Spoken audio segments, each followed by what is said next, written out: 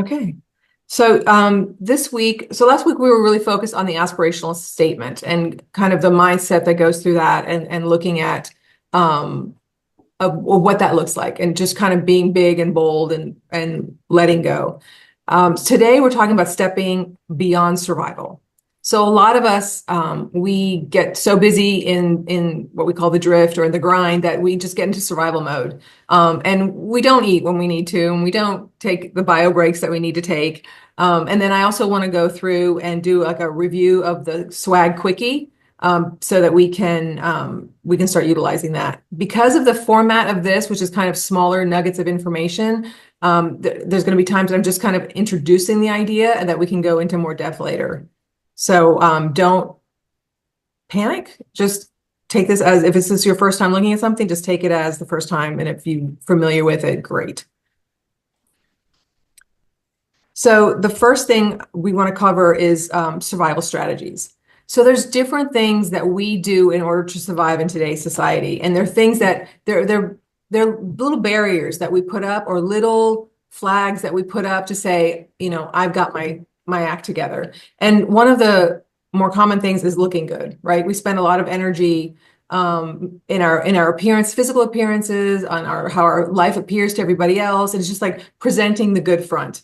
And it's also people can perceive it is a form of self-care, but it's a very top layer form of self-care. So I was listening to one of the several people I listen to, and she was talking about how, we all have deep work to do and we find ways to avoid it.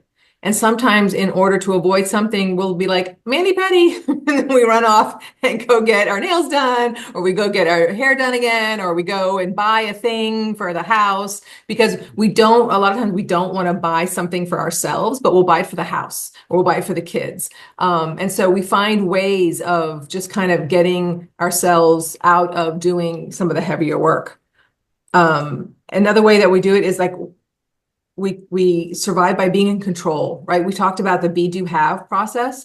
And so the more we do, we can, one, control the scenario. It'll get done the way we want it to get done. It'll get done, period. And also it keeps us busy. So if people see us busy doing something, they're not going to put something else on us, or they're not going to come to us for, to do extra work or to run something by. So we take control. One of our survival things is to take control of the situation, and intelligent working women that we all are, it's one of our knee-jerk thing, which is kind of going into that controller mindset that we had talked about before. And then another survival strategy is being safe. And it's not just about like physical and mental safety from what's happening around us, but it's also not pressing the envelope. We won't do the things that will maybe make people cock their head a little bit. We won't take a risk.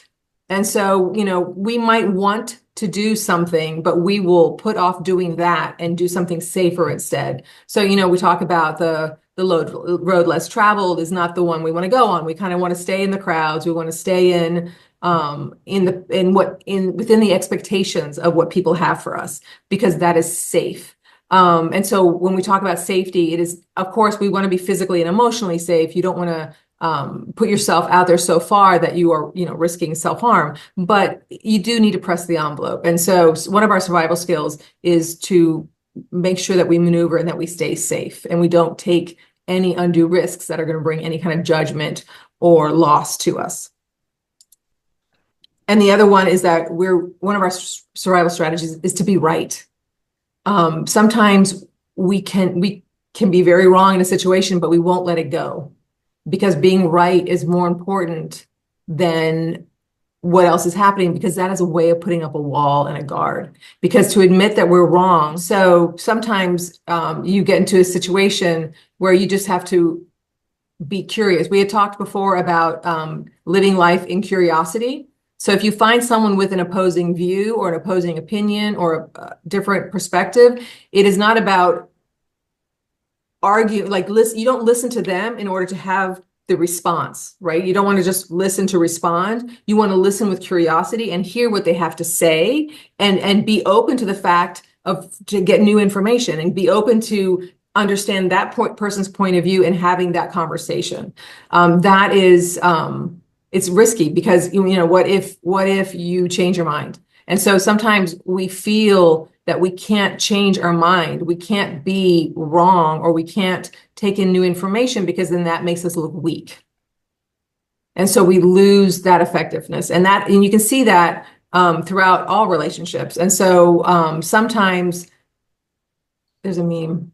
It's like, would you rather be right, or would you rather be in a relationship? And that those relationships, it's not just romantic. It is, relationship in work, relationship with other people. It is, navigating that. So those are kind of the 4 key survival strategies. And I'm sure that we all have like personal ones that we do that you can, when you're doing it. Like if you're aware of it, and you'll see yourself all of a sudden doing something, and that is a survival strategy. Like, when you get overloaded and you start doom scrolling, that's a survival strategy, because you get flooded. And so you disconnect and you go in.